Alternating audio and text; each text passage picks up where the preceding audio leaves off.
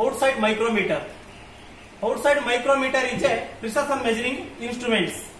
ಅಂದ್ರೆ ಇದು ಒಂದು ಸೂಕ್ಷ್ಮವಾಗಿ ಅಳೆಯಲ್ಪಡತಕ್ಕಂತಹ ಒಂದು ಮಾಪನ. ಹಿಸ್ಟ್ರಿ ಆಫ್ ಮೈಕ್ರೋಮೀಟರ್ ಅಂದ್ರೆ ಇದರ ಇತಿಹಾಸ ಏನಪ್ಪಾ ಅಂತಂದ್ರೆ, micrometer was invented in 1848 by a scientist named James Plummer in France who had settled in America. ಅಂದ್ರೆ ಮೈಕ್ರೋಮೀಟರ್ ಅನ್ನು ಫಸ್ಟ್ 1848ರಲ್ಲಿ ಸೈಂಟಿಸ್ಟ್ ಯಾರಪ್ಪ ಅಂದ್ರೆ ಜೇಮ್ಸ್ ಪ್ಲಮರ್ ಅಂತಕ್ಕಂಥವನು ಫ್ರಾನ್ಸ್ ದೇಶದವ, ಅವನು ಅಮೆರಿಕದಲ್ಲಿ ಸೆಟ್ಲೆಟ್ ಆಗಿದ್ದ, ಅವನು ಕಂಡುಹಿಡಿದ. ಎಷ್ಟನೇ ಇಸ್ವಿಯಲ್ಲಿ? 1848ರಲ್ಲಿ. Production of micrometer was taken up in 1870 in England by Brown and Sharp company. 1870ರಲ್ಲಿ ಇದನ್ನ ಪ್ರೊಡಕ್ಷನ್ ಮಾಡಲಿಕ್ಕೆ ಸ್ಟಾರ್ಟ್ ಮಾಡಿದ್ರು. ಪ್ರೊಡಕ್ಷನ್ ಅಂದ್ರ ಉತ್ಪಾದನೆ ಮಾಡಲಿಕ್ಕೆ, ಮೈಕ್ರೋಮೀಟರ್ ಉತ್ಪಾದನೆ ಮಾಡಲಿಕ್ಕೆ ಒಂದು ಕಂಪನಿಯನ್ನು ತೆಗೆದ್ರು. ಎಲ್ಲಿ? ಇಂಗ್ಲೆಂಡ್ ನಲ್ಲಿ. ಯಾವ್ದು ಕಂಪನಿ ಅದಂದ್ರ ಬ್ರೌನ್ ಅಂಡ್ ಶಾರ್ಪ್ ಕಂಪನಿ ಅಂತೇಳಿ. ಆ ಕಂಪನಿ ಹೆಸರು ಬ್ರೌನ್ ಅಂಡ್ ಶಾರ್ಪ್ ಅಂತಕ್ಕಂಥ ಕಂಪನಿ. ಇನ್ನ definition of micrometer. Definition of micrometer. Micrometer is a precision measuring instruments. It is used to outside of the linear dimensions. ಇದನ್ನ outside thickness measurement ಮಾಡಬಹುದು, ಆಮೇಲೆ thickness ಅನ್ನು measurement ಮಾಡಬಹುದು, ಆಮೇಲೆ seat ಸಣ್ಣ seat ಬರ್ತಾವಲ್ಲ, ಸೀಟ್ ಅನ್ನು ಕೂಡ ನಾವು ಮೆಜರ್ಮೆಂಟ್ ಮಾಡಬಹುದು. ಇದನ್ನ ಔಟ್ಸೈಡ್ ಮೆಜರ್ಮೆಂಟ್ ಮಾಡೋದಕ್ಕೆ ಯೂಸ್ ಮಾಡ್ತೀವಿ. ಯಾವ್ದನ್ನ? ಔಟ್ಸೈಡ್ ಮೈಕ್ರೋಮೀಟರ್ ಅನ್ನ. ಇಟ್ ಈಸ್ ಮೇಡ್ ಫ್ರಮ್, ಇದನ್ನ ಯಾವ ಒಂದು ಮೆಟಲ್ ಇಂದ ರೆಡಿ ಮಾಡಿರ್ತಾರಪ್ಪ ಅಂದ್ರ, ಇದರ ಫ್ರೇಮ್ ಅಂತಕ್ಕಂಥದ್ದು ಏನ್ ಬರ್ತಾರೆ, ಈ ಫ್ರೇಮ್ ಅಂತಕ್ಕಂಥ ಪಾರ್ಟ್ ಅನ್ನು ಗ್ರೇನ್ ಕಾಸ್ಟ್ ಐರನ್ ಇಂದ ಮ್ಯಾನುಫ್ಯಾಕ್ಚರಿಂಗ್ ಮಾಡಿರ್ತಾರ. ಆಮೇಲೆ ಬ್ಯಾರಲ್ ಅಂಡ್ ಥಿಂಬಲ್, ಬ್ಯಾರಲ್ ಮತ್ತು ಥಿಂಬಲ್ ಈ ಪಾರ್ಟ್ ಅನ್ನು ನಿಕಲ್ ಕ್ರೋಮಿಯಂ ಸ್ಟೀಲ್ ಇಂದ ಮ್ಯಾನುಫ್ಯಾಕ್ಚರಿಂಗ್ ಮಾಡಿರ್ತಾರ. ಆಮೇಲೆ ಸ್ಪಿಂಡಲ್ ಅಂತಕ್ಕಂಥ ಬರ್ತಾ, ಈ ಸ್ಪಿಂಡಲ್ ಅನ್ನು ಮೈಲ್ಡ್ ಸ್ಟೀಲ್ ಇಂದ ಮ್ಯಾನುಫ್ಯಾಕ್ಚರಿಂಗ್ ಮಾಡಿರ್ತಾರ. ಇದು ಎನಿವಿಲ್ಸ್ ಅಂತ ಬರ್ತಾವ, ಎರಡು, ಈ ಕಡೆ ಒಂದು ಈ ಕಡೆ ಒಂದು. ಎನಿವಿಲ್ಸ್ ಅನ್ನು ಇವು ಹಾರ್ಡ್ ಸ್ಟೀಲ್ ಇಂದ ಮ್ಯಾನುಫ್ಯಾಕ್ಚರಿಂಗ್ ಆಗಿರ್ತಾವ. ಇವು ಎದಕ್ಕೆ ಹಾರ್ಡನಿಂಗ್ ಇರ್ತಾವಪ್ಪ ಅಂದ್ರ, ಹಾರ್ಡ್ ಎದಕ್ಕೆ ಮಾಡಿರ್ತಾರಂದ್ರ, ನಾವು ಮೆಜರ್ಮೆಂಟ್ ಮಾಡ್ಬೇಕಾದ್ರ ಆ ಮೆಜರ್ಮೆಂಟ್ ಮಾಡತಕ್ಕಂತ ಪೇಸ್ ಏನಿರ್ತದಲ್ಲ, ಆ ಪೇಸ್ ಈ ಸ್ಪಿಂಡಲ್ ಮೈಲ್ಡ್ ಸ್ಟೀಲ್ ಇರೋದ್ರಿಂದ ಅದು ಸಾಫ್ಟ್ ಇರ್ತದೆ. ಅದಕ್ಕೋಸ್ಕರ ಇದನ್ನ ಹಾರ್ಡ್ ಸ್ಟೀಲ್ ಅನ್ನು ಅಟ್ಯಾಚ್ ಮಾಡಿರ್ತಾರೆ.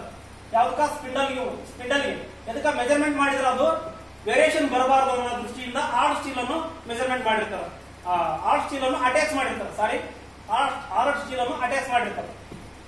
ಇನ್ನ ಇದರ ಲಿಸ್ಟ್ ಕೌಂಟ್ ಎಷ್ಟಪ್ಪ ಅಂದ್ರ 0.001 mm. 0.01 mm ಅಂದ್ರ 10 ಮೈಕ್ರಾನ್. ಇದು ಎಷ್ಟಾಗುತ್ತಾ? 10 micron. 1 mm is equal to ಎಷ್ಟು ಮೈಕ್ರಾನ್? 1 mm ಅಂದ್ರೆ ಎಷ್ಟಿರುತ್ತಾ? 1000 ಮೈಕ್ರಾನ್. ಅಂದ್ರೆ ಒಂದು mm ನಲ್ಲಿ ಎಷ್ಟು ನಾವು ಭಾಗಗಳನ್ನಾಗಿ ಮಾಡಿ ನೋಡಬಹುದು ಅಂದ್ರ 1000 ಮೈಕ್ರಾನ್ ಅನ್ನಾಗಿ ನಾವು ವಿಂಗಡಣೆ ಮಾಡಬಹುದು. ಅದ್ರಂಗ ನಾವಿಲ್ಲಿ ಎಷ್ಟಿದ್ರ ಲಿಸ್ಟ್ ಕೌಂಟ್ ಅಂದ್ರ 0.01 mm ಅಂದ್ರೆ 10 ಮೈಕ್ರಾನ್ ವರೆಗೆ ನಾವು ಇದನ್ನ ಮೆಜರ್ಮೆಂಟ್ ಮಾಡಬಹುದು. 10 ಮೈಕ್ರಾನ್ ವರೆಗೆ 10 ಮೈಕ್ರಾನ್ ಇದನ್ನ ಮೆಜರ್ಮೆಂಟ್ ಮಾಡ್ತೀವಿ. ಇದ್ರ ಲಿಸ್ಟ್ ಕೌಂಟ್ 0.01 mm. ಈ ನೆಕ್ಸ್ಟ್ ಒನ್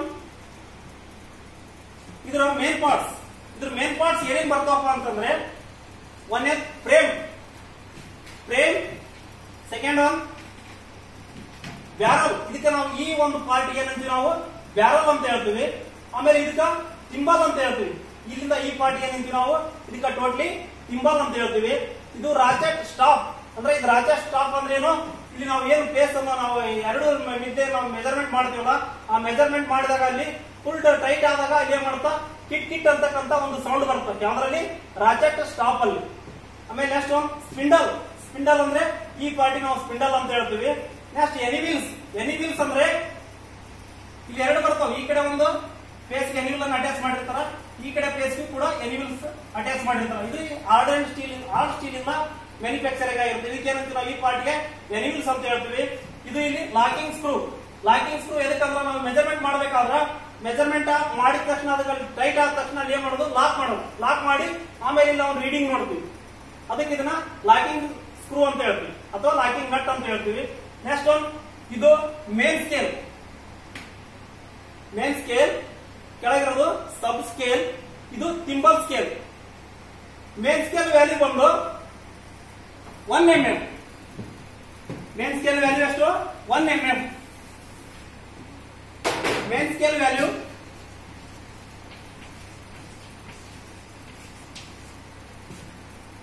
ಮೇನ್ ಸ್ಕೇಲ್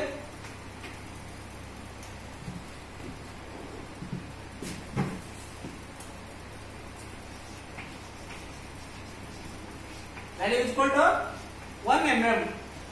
ಇನ್ನ ಸಬ್ ಸ್ಕೇಲ್ ವ್ಯಾಲ್ಯೂ ಎಷ್ಟು?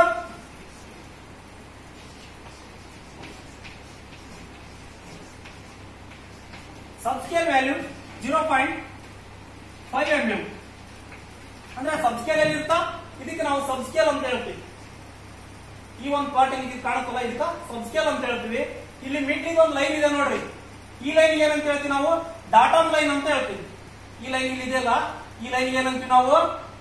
ಡಾಟಮ್ ಲೈನ್ ಅಂತ ಹೇಳ್ತೀವಿ. ಇದು ಆಮೇಲೆ ಇಲ್ಲಿ ಥಿಂಬಲ್ ಸ್ಕೇಲ್ ಅಂತಕ್ಕಂಥದ್ದು ಈ ಕಡೆ ಬರುತ್ತೆ. ಥಿಂಬಲ್ ಇದೇನಂತಲ್ಲ, ಥಿಂಬಲ್ ಇದ್ರ ಮೇಲೆ ಇಂಡಿಕೇಟ್ ಮಾಡಿರ್ತಾರೆ. ಅದಕ್ಕೆ ಥಿಂಬಲ್ ಸ್ಕೇಲ್ ವ್ಯಾಲ್ಯೂ ಎಷ್ಟಿರ್ತದ?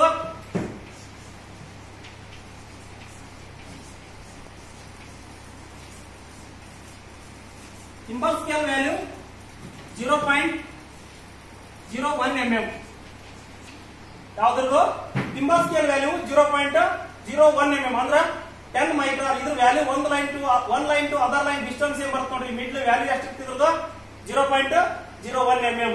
ಆಮೇಲೆ sub scale value 1 line to another line mid ಏನ್ ಬರ್ತದೆ, ಇದು ವ್ಯಾಲ್ಯೂ 0.5 mm ಇರ್ತದೆ. ಇನ್ನು main scale 1 line to other line distance middle value ಎಷ್ಟಿರ್ತ? 1 mm ಇರ್ತದೆ. ಈ ರೀತಿ ಇದನ್ನ ಲೈನ್ಸ್ ಅನ್ನು ಇಂಡಿಕೇಟ್ ಮಾಡಿರ್ತಾರೆ. ಯಾವುದು? ಮೇನ್ ಸ್ಕೇಲ್, ಸಬ್ ಸ್ಕೇಲ್, ಥಿಂಬಲ್ ಸ್ಕೇಲ್ ಅಂತಕ್ಕಂಥ 3 ಸ್ಕೇಲ್ ಇದರಲ್ಲಿ ಬರ್ತವೆ. ಯಾವ್ದ್ರಲ್ಲಿ? ಔಟ್ಸೈಡ್ ಮೈಕ್ರೋಮೀಟರ್ ಅಲ್ಲಿ. ಇದರಲ್ಲಿ ಎಷ್ಟೊಂದು ಲೈನ್ ಮಾರ್ಕ್ ಮಾಡಿರ್ತಾರೆ ಅಂದ್ರೆ 5 ಲೈನ್ ಒಂದು ಪಾಯಿಂಟ್ ಬಂದಿರ್ತಾರೆ. 5 ಲೈನ್ ಅಲ್ಲಿ ಒಂದು ಪಾಯಿಂಟ್ ಅಂದ್ರೆ ನಾವು ಸ್ಕೇಲ್ ಮೇಲೆ ಯಾವ ತರ ನೋಡ್ತೀವೋ ಆ ತರ ಇದು ಇದರಲ್ಲಿ ಇರ್ತದೆ. ಇನ್ನ ರೇಂಜ್ ಆಫ್ ಮೈಕ್ರೋಮೀಟರ್. ಈಗ ನಾವು ಏನ್ ನೋಡಿದ್ವಿ? First one history of micrometer, next one definition of micrometer, next parts of micrometer, next ಈಗ ನೆಕ್ಸ್ಟ್ ಯಾವ್ದು ಅನ್ನೋದು ಇದು. ಮತ್ತೆ ನೆಕ್ಸ್ಟ್ ಪಾರ್ಟ್ ಯಾವ್ದಂದ್ರ types of micrometer. Next one types of micrometer.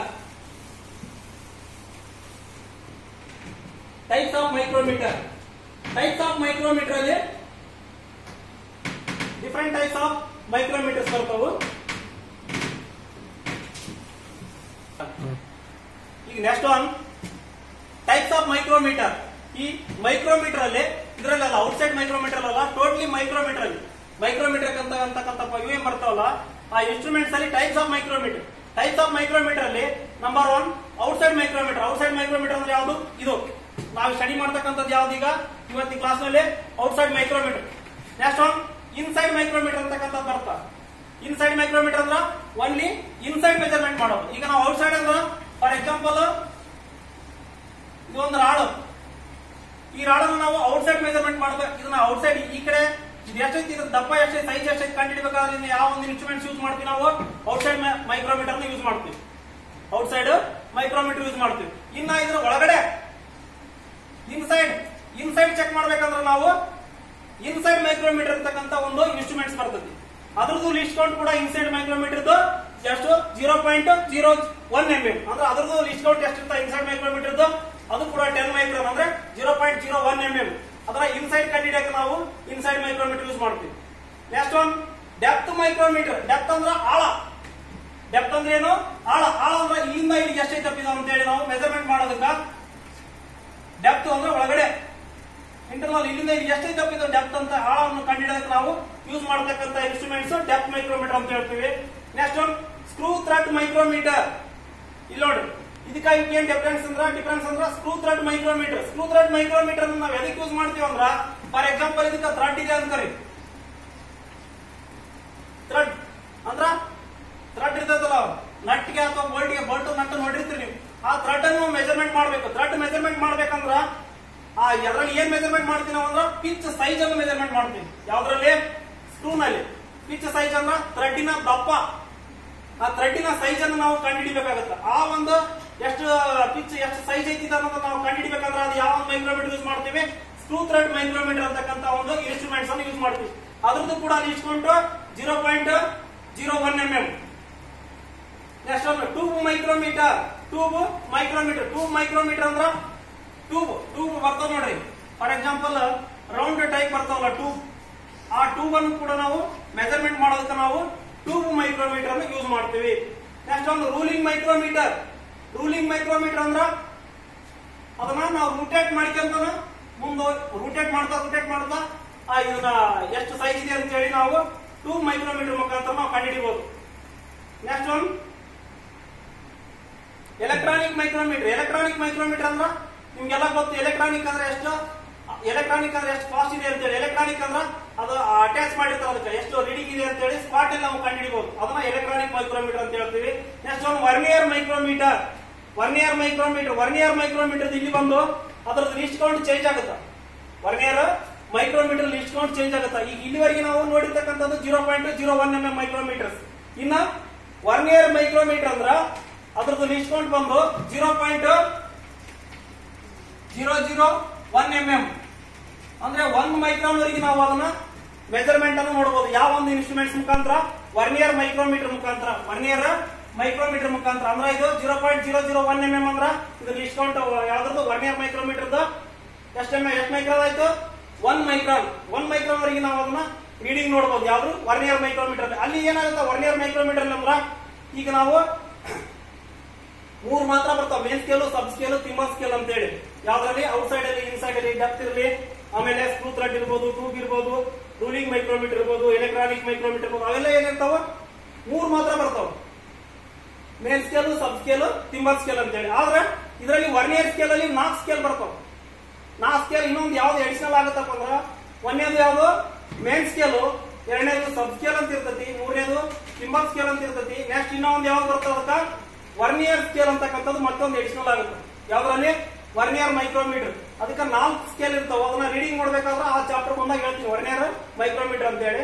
Next ಒಂದು ಡಿಜಿಟಲ್ ಔಟ್ಸೈಡ್ ಮೈಕ್ರೋಮೀಟರ್. ಡಿಜಿಟಲ್ ಅಂದ್ರ ನಾವು ಈಗ ರೋಟೇಟ್ ಮಾಡಿದಪ್ಪ ಅದು ಮೈಕ್ರೋಮೀಟರ್ ಅಂದ್ರ ಅದು ಡಿಜಿಟಲ್ ಅಂದ್ರ ಈಗ ಅದಕ್ಕೆ ನಂಬರ್ಸ್ ಬಂದ್ಬಿಡ್ತಾವ. ಎಷ್ಟು ಇದ್ರದ್ದು ವಿಡ್ತ್ ಇದೆ, ಥಿಕ್ನೆಸ್ ಇದೆ ಅಂತ ಹೇಳಿ ಗೊತ್ತಾಗುತ್ತಪ್ಪ ಅಂದ್ರೆ ನಮ್ಗೆ ಗೊತ್ತು ಮಾಡ್ಕೋಬೇಕಾದ್ರೆ ಅದು ಡಿಜಿಟಲ್ ಮೈಕ್ರೋಮೀಟರ್ ನ ಡೈರೆಕ್ಟ್ ನಾವು ಎಷ್ಟು ನಂಬರ್ ಕೂಡ ಅದ್ರಲ್ಲಿ ಬಂದ್ಬಿಡುತ್ತೆ.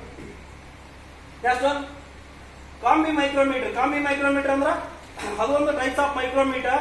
ಇಷ್ಟು ಡಿಫರೆಂಟ್ ಟೈಪ್ಸ್ ಆಫ್ ಮೈಕ್ರೋಮೀಟರ್ಸ್. ಮೈಕ್ರೋಮೀಟರ್ ಅಲ್ಲಿ ಟೈಪ್ಸ್ ಆಫ್ ಮೈಕ್ರೋಮೀಟರ್ಸ್.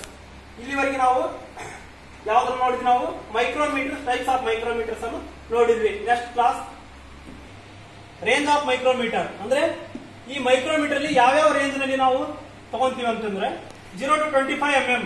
0 to 25 mm ಅಂದ್ರೆ ಫಾರ್ ಎಕ್ಸಾಂಪಲ್ ಇಲ್ಲಿದೆ ನೋಡಿ, ಇದು 0 to 25 mm ಮೈಕ್ರೋಮೀಟರ್. ಅಂದ್ರೆ 0 ಲಿಂದ ನಾವು ಸ್ಟಾರ್ಟ್ ಮಾಡಿ 25 mm ವರೆಗೆ ನಾವು ಇದನ್ನ ಮೆಜರ್ಮೆಂಟ್ ಮಾಡಿ ನೋಡಬಹುದು. ಯಾವುದೇ ಒಂದು ಮೆಟಲ್ ಅನ್ನು ಥಿಕ್ನೆಸ್ ನೋಡೋದಾಯ್ತು ಅಥವಾ ಸೀಟ್ ಚೆಕ್ ಮಾಡೋದಾಯ್ತು, ಅದನ್ನ ನಾವು ಔಟ್ಸೈಡ್ ರೀಡಿಂಗ್ ಅನ್ನು ಚೆಕ್ ಮಾಡಬಹುದು. ಈಗ ನಾವು ಇದು ನೋಡ್ರಿ, ರಾಚಾ ಸ್ಟಾಪ್ ತಿರುಗಿಸಿದ್ರ ಕಿಟ್ ಅಂತಕ್ಕಂಥ ಸೌಂಡ್ ಬರ್ತಂತ ಹೇಳಿದ್ನಲ್ಲ ಪಾಟ್ಗೆ. ಈಗ ನೋಡ್ರಿ, ಇದು ಟೈಟ್ ಆಯ್ತು ಅಂದ್ರೆ ಇಲ್ಲೊಂದು ಪಾಟ್ ಇಟ್ಟಾಗ, ಫಾರ್ ಎಕ್ಸಾಂಪಲ್ ಈಗ ಒಂದು ಪಾಟ್ ಇಟ್ಟಿದ್ದನ್ನು ಟೈಟ್ ಮಾಡಿದ್ರ ಕಿಟ್ ಅಂತಕ್ಕಂಥ ಸೌಂಡ್ ಬರುತ್ತೆ. ಇದು ಯಾವ ರೇಂಜ್ ಮೈಕ್ರೋಮೀಟರ್? 0 to 25 mm. ಇದ್ರ ಮೇಲೆ ಇಂಡಿಕೇಟ್ ಮಾಡಿರ್ತಾನೆ ಆಲ್ರೆಡಿ ಯಾವ ರೇಂಜ್ ಮೈಕ್ರೋಮೀಟರ್ ಅಂತ ಹೇಳಿ. 0 to 25 mm ಅಂತ ಇರುತ್ತೆ. ಆಮೇಲೆ ಅದ್ರ ಮೇಲೆ ಇದ್ರದ್ದು ಲಿಸ್ಟ್ ಕೌಂಟ್ ಕೂಡ ಇಂಡಿಕೇಟ್ ಆಗಿರ್ತದೆ. ಇಲ್ಲ ನೋಡಿ, ಲಿಸ್ಟ್ ಕೌಂಟ್ 0 to 01 mm ಅಂದ್ರ ಈ ಒಂದು ರೀಡಿಂಗ್ ಇದ್ರ ಮೇಲೆ ಇರ್ತಾ, ಲಿಸ್ಟ್ ಕೌಂಟ್ ಇದ್ರ ಮೇಲೆ ಇರ್ತಾ. ಎಷ್ಟಿರ್ತಾ? 0 to 01 mm ಅಂದ್ರ 10 ಮೈಕ್ರಾನ್ ವರೆಗೆ ನಾವು ಇದನ್ನ ಮೆಜರ್ಮೆಂಟ್ ಮಾಡಬಹುದು. ಯಾವುದೇ ಒಂದು ಇನ್ಸ್ಟ್ರೂಮೆಂಟ್ಸ್ ಮೇಲೆ ಅದರದ್ದು ಲಿಸ್ಟ್ ಕೌಂಟ್ ಅನ್ನು ಇಂಡಿಕೇಟ್ ಮಾಡಿರ್ತಾನ. ಇದು ಯಾವ ರೇಂಜ್ ಮೈಕ್ರೋಮೀಟರ್?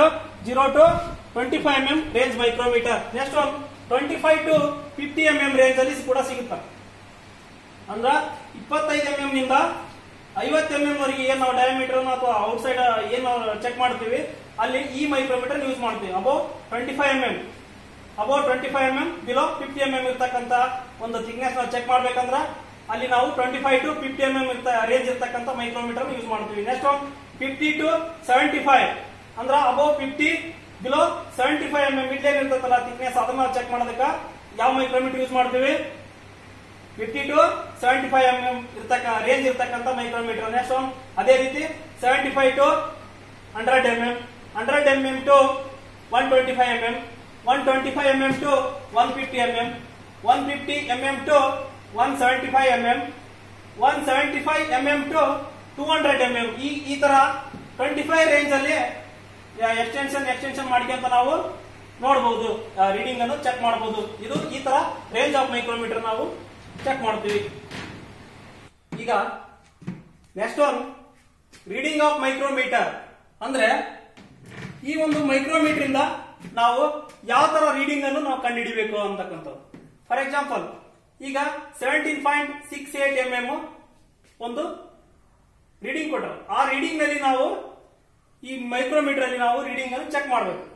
ಆ ಚೆಕ್ ಮಾಡೋದಕ್ಕಿಂತ ಪೂರ್ವದಲ್ಲಿ ನಾವು ಫಸ್ಟ್ ಏನಂದ್ರ ಯಾವ ಒಂದು ಮೈಕ್ರೋಮೀಟರ್, ಯಾವ ರೇಂಜ್ ಮೈಕ್ರೋಮೀಟರ್ ಯೂಸ್ ಮಾಡ್ಬೇಕು ಇದಕ್ಕೆ ಅನ್ನೋದು ನಾವು ಐಡೆಂಟಿಫೈ ಮಾಡ್ಕೋಬೇಕು. ಫಸ್ಟ್ ಯಾವುದು 17.68 mm ಅಂದ್ರ ಈ 17 ಅಂದ್ರೆ ನಾವು ರೇಂಜ್ ಆಫ್ ಮೈಕ್ರೋಮೀಟರ್ ನಲ್ಲಿ ಹೋಗಿ ಯಾವ ರೇಂಜ್ ಮೈಕ್ರೋಮೀಟರ್ ತಗೊಂಡು ನಾವು ಇದನ್ನ ರೀಡಿಂಗ್ ನೋಡ್ಬೇಕು ಅನ್ನೋದು ನಾವು ಐಡೆಂಟಿಫೈ ಮಾಡ್ಕೋಬೇಕು. ಈಗ ಯಾವ ರೇಂಜ್ ಮೈಕ್ರೋಮೀಟರ್ ತಗೋಬೇಕು ನಾವು ಇದಕ್ಕ 0 to 25 mm ತಗೋಬೇಕು. ಯಾಕೆ ಹೇಳ್ರಿ ಬಿಲೋ 25 mm 17 mm ಐತಿ, ಅದಕ್ಕ ರೇಂಜ್ ಆಫ್ ಮೈಕ್ರೋಮೀಟರ್ ಯಾವ್ದು ಬರುತ್ತಾ 0 to 25 mm. Next one main scale ಎಷ್ಟು ತಗೋಬೇಕು ನಾವು, ಮೇನ್ ಸ್ಕೇಲ್ ಡಿವಿಷನ್ ಅಂದ್ರೆ ಮೇನ್ ಸ್ಕೇಲ್ ಡಿವಿಷನ್ ಅಂದ್ರೆ ಇಲ್ಲಿದೆ ನೋಡ್ರಿ, ಇದು ಮೇನ್ ಸ್ಕೇಲ್ ಡಿವಿಷನ್ ಎಷ್ಟು ತಗೋಬೇಕು ನಾವು 17 mm 17 mm ನಾವು ಫಸ್ಟ್ ಪಾಸ್ ಮಾಡ್ಕೋಬೇಕು. 17 mm 1 2 3 4 5 1 2 3 4 5 10 15 16 17 mm ಪಾಸ್ ಮಾಡ್ಕೋಬೇಕು. ಆಮೇಲೆ next one sub scale division ಅಂದ್ರೆ ಇಲ್ಲಿ ಕೆಳಗಡೆ ಇದೆ ನೋಡ್ರಿ, ಇದಕ್ಕೆ ನಾವು ಸಬ್ ಸ್ಕೇಲ್ ಡಿವಿಷನ್ ಅಂತೀವಿ. ಸಬ್ ಸ್ಕೇಲ್ ಡಿವಿಷನ್ ವ್ಯಾಲ್ಯೂ ಎಷ್ಟು 0.05 mm, main scale division value ಎಷ್ಟು 1 mm, ಇನ್ನ ಥಿಂಬಲ್ ಸ್ಕೇಲ್ ಡಿವಿಷನ್ ವ್ಯಾಲ್ಯೂ ಎಷ್ಟು 0.01 mm. ಈಗ ಸಬ್ ಸ್ಕೇಲ್ ಡಿವಿಷನ್ ಎಷ್ಟು ನಾವು ಪಾಸ್ ಮಾಡ್ಕೋಬೇಕು, ಸಬ್ ಸ್ಕೇಲ್ ಡಿವಿಷನ್ ವ್ಯಾಲ್ಯೂ ಎಷ್ಟೈತಿ 500 ಮೈಕ್ರಾನ್ ಐತಿ. 500 ಮೈಕ್ರಾನ್ ನಾವು ಪಾಸ್ ಮಾಡ್ಕೋಬೇಕು. ಫಸ್ಟ್ ಸಬ್ ಸ್ಕೇಲ್ ಡಿವಿಷನ್ ಪಾಸ್ ಆಗೈತಿಲ್ಲ, ಪಾಸ್ ಆಗಿದೆ. ಹೆಂಗ್ ಪಾಸ್ ಆಗಿದೆ ಅಂದ್ರೆ ಇಲ್ಲಿ 680 ಮೈಕ್ರಾನ್ ಇದೆ. 680 ಮೈಕ್ರಾನ್ ಇದ್ದಾಗ ಸಬ್ ಸ್ಕೇಲ್ ಕೆಳಗಡೆ ಹಾಫ್ mm ಪಾಸ್ ಆಗಿರ್ತದೆ ಇಲ್ಲಿ. ಅದಕ್ಕೆ ನಾವು ಸಬ್ ಸ್ಕೇಲ್ ಡಿವಿಷನ್ 0.500 ಮೈಕ್ರೋಮೀಟರ್ mm ಅಥವಾ 0.500 ಮಿಲಿಮೀಟರ್ ಅಂತ ಬರ್ಕೋಬಹುದು. ನೆಕ್ಸ್ಟ್ ಒನ್ ಥಿಂಬಲ್ ಸ್ಕೇಲ್ ಅಂದ್ರೆ ಇಲ್ಲಿದೆ ನೋಡ್ರಿ, ಈ ಥಿಂಬಲ್ ಸ್ಕೇಲ್ ವ್ಯಾಲ್ಯೂ ಎಷ್ಟು 0.01 mm. Thimble scale value 0.01 mm. ಅವಾಗ ಇದು ಥಿಂಬಲ್ ಸ್ಕೇಲ್ ಅಲ್ಲಿ ಎಷ್ಟು ಉಳಿತೈತಿ ಇನ್ನು 680 ಮೈಕ್ರಾನ್ ಅಲ್ಲಿ, ಸಬ್ ಸ್ಕೇಲ್ ಅಲ್ಲಿ 500 ಮೈಕ್ರಾನ್ ಪಾಸ್ ಆದ್ರೆ ಇನ್ನು ಎಷ್ಟು ಉಳಿತೈತಿ ಥಿಂಬಲ್ ಸ್ಕೇಲ್ ಡಿವಿಷನ್ 180 ಅಂದ್ರ 00.18. ಇದನ್ನ ಓದ್ಬೇಕಾದ್ರೆ ಹೆಂಗ್ ಓದ್ಬೇಕು 00.180 ಮಿಲಿಮೀಟರ್ ಅಂತ ಓದ್ಬೇಕು. ಇದೆಷ್ಟು ಸಬ್ ಸ್ಕೇಲ್ ಡಿವಿಷನ್ 0.180 ಮಿಲಿಮೀಟರ್. ಪಾಯಿಂಟ್ ಅಂದ್ರೆ ಇಲ್ಲಿ ಸಬ್ ಸ್ಕೇಲ್ ಡಿವಿಷನ್ ಎಷ್ಟು ಪಾಸ್ ಆಗಿದೆ ನೋಡ್ಕೊಂಡು ಪಾಸ್ ಮಾಡಬೇಕು. Next one total reading of micrometre. Total ನಾವು ಎಷ್ಟು ರೀಡಿಂಗ್ ನೋಡ್ಬೇಕಾಗೈತಿ ಇದನ್ನ 17.680 ಮಿಲಿಮೀಟರ್, 17.680. ಈಗ ಮೇನ್ ಸ್ಕೇಲ್ 17 mm ಪಾಸ್ ಮಾಡ್ಕೋಬೇಕು. ಸಬ್ ಸ್ಕೇಲ್ ಕೂಡ 500 ಅಂದ್ರೆ 17 ಆದ್ಮೇಲೆ ಅರ್ಧ mm ಇಲ್ಲಿ ಕಾಣುತ್ತೆ ನೋಡ್ರಿ 15 500 ಮೈಕ್ರೋಮೀಟರ್ ಪಾಸ್ ಮಾಡ್ಕೋಬೇಕು. 500 ಮೈಕ್ರೋಮೀಟರ್ ಪಾಸ್ ಮಾಡಿದ ನಂತರ ನೆಕ್ಸ್ಟ್ ಥಿಂಬಲ್ ಸ್ಕೇಲ್ ಅಲ್ಲಿ ಹೋಗಿ ಥಿಂಬಲ್ ಸ್ಕೇಲ್ ಅಲ್ಲಿ ಎಷ್ಟು ಪಾಸ್ ಮಾಡ್ಕೋಬೇಕು 8 mm ಅಂದ್ರೆ 8 mm ಅಂದ್ರೆ ಇದು 0 ಇಲ್ಲಿಗೆ ಇದು ಡಾಟಮ್ ಲೈನ್ ಅಂತ ಏನ್ ಹೇಳ್ತೀವಿ. ಈ ಡಾಟಮ್ ಲೈನ್ ಇದು ಟಚ್ ಇರ್ತದೆ 0, ಈ ಡಾಟಮ್ ಲೈನ್ ಟಚ್ ಇರ್ತದೆ. ಇವಾಗ ನಾವು ಒಂದ್ ರೌಂಡ್ ಫಸ್ಟ್ ಬಂದ್ಬಿಟ್ವಿ, ಒಂದ್ ರೌಂಡ್ ಬಂದಾಗ ಎಷ್ಟು mm ಪಾಸ್ ಆಗುತ್ತಾ ಅರ್ಧ mm ಪಾಸ್ ಆಯ್ತು. 17 mm ಇಂದ 17.5 mm ಆಗುತ್ತೆ. ಒಂದ್ ರೌಂಡ್ ರೋಟೇಟ್ ಆದ್ರೆ ಎಷ್ಟು mm ಪಾಸ್ ಆಗುತ್ತೆ ಇದು ಥಿಂಬಲ್ ಸ್ಕೇಲ್ ಒಂದ್ ರೌಂಡ್ ರೋಟೇಟ್ ಆಯ್ತು ಅಂದ್ರೆ ಹಾಫ್ mm ಸ್ಕೇಲ್ ಪಾಸ್ ಆಗುತ್ತಾ. ಹಾಫ್ mm ಸ್ಕೇಲ್ ಪಾಸ್ ಆದಾಗ ನೆಕ್ಸ್ಟ್ ಇನ್ನ ಎಷ್ಟು ಉಳಿತಿ 180. ಮತ್ತೆ 180 ಅಂದ್ರ 10 20 30 40 50 ಇದಕ್ಕೆ ಎಷ್ಟಾಯ್ತು 50 ಮೈಕ್ರಾನ್ ಆಯ್ತು. 50 ಮೈಕ್ರಾನ್ 50 60 70 80 ಎಷ್ಟಾಯ್ತು 80 ಮೈಕ್ರಾನ್. 17.68 mm 17.68 mm ಅಂದ್ರೆ 17 mm ಫಸ್ಟ್ ಪಾಸ್ ಮಾಡ್ಕೊಂತೀವಿ. ಆಮೇಲೆ ನೆಕ್ಸ್ಟ್ ಸಬ್ ಸ್ಕೇಲ್ ಡಿವಿಷನ್ ಅಲ್ಲಿ 68 ಅಂದ್ರೆ 680 ಮೈಕ್ರಾನ್ ಅಂದ್ರೆ ಒಂದ್ ರೌಂಡ್ ರೋಟೇಟ್ ಆಯ್ತು. ಥಿಂಬಲ್ ಸ್ಕೇಲ್ ಅಂದ್ರೆ ಎಷ್ಟಾಗುತ್ತಾ ಹಾಫ್ mm ಮೂವ್ ಆಗಿರುತ್ತೆ. 17 ಆದ್ಮೇಲೆ ಕೆಳಗಡೆ ಹಾಫ್ mm ಮೂವ್ ಆಗಿರುತ್ತೆ. ಹಾಫ್ mm ಮೂವ್ ಆದ್ಮೇಲೆ ಅಲ್ಲಿಗೆ ಎಷ್ಟಾಗುತ್ತಾ 17.5 ಅಂದ್ರೆ 17.5 mm ಆಗುತ್ತಾ. 17.5 ಅಂದ್ರೆ 17.50 ಆಗುತ್ತಾ. ನೆಕ್ಸ್ಟ್ ಇನ್ನು ಎಷ್ಟು ನೋಡ್ಬೇಕು ನಾವು 180 ಮೈಕ್ರಾನ್ ನೋಡ್ಬೇಕು. 180 ಮೈಕ್ರಾನ್ ಎಲ್ಲಿ ನೋಡ್ಬೇಕು ನಾವು ತಿಂಬಾಲ್ ಸ್ಕೇಲ್ ಅಲ್ಲಿ ನೋಡ್ಬೇಕು. ತಿಂಬಾಲ್ ಸ್ಕೇಲ್ ಅಲ್ಲಿ ನೋಡ್ಬೇಕಂದ್ರ ಇಲ್ಲಿ ಎಷ್ಟಾಯ್ತು 50 ಮೈಕ್ರಾನ್ ಆಗುತ್ತೆ. ಇನ್ನು ಬ್ಯಾಕ್ ಸೈಡ್ ಇರ್ತದೆ ಅದು 50 ಮೈಕ್ರಾನ್ ಆಗುತ್ತಾ. 50 60 70 80 90 100 ಅದಕ್ಕೆ ಇಲ್ಲಿ ಎಷ್ಟಾಗುತ್ತಾ 100 ಮೈಕ್ರಾನ್ ಆಗುತ್ತಾ. ಇಲ್ಲಿಗೆ ಅದೇ ರೀತಿ 115 ಅಂದ್ರ 150 ಮೈಕ್ರಾನ್ 150 160 170 180 ಮೈಕ್ರಾನ್. ಈ ರೀತಿ ನಾವು ತಿಂಬಾಲ್ ಸ್ಕೇಲ್ ಅಲ್ಲಿ ರೀಡಿಂಗ್ ನೋಡಿ ಇದ್ರದ್ದು ಟೋಟಲ್ ರೀಡಿಂಗ್ ಅನ್ನು ಕಂಡುಹಿಡಿತೀವಿ. ಎಷ್ಟಾಗುತ್ತಾ ಟೋಟಲ್ ರೀಡಿಂಗ್ 17.68 ಮಿಲಿಮೀಟರ್ಸ್ 68 ಮಿಲಿಮೀಟರ್ಸ್. ಈ ರೀತಿ ನಾವು ಮೈಕ್ರೋಮೀಟರ್ ರೀಡಿಂಗ್ ಅನ್ನು ನಾವು ಚೆಕ್ ಮಾಡ್ತೀವಿ.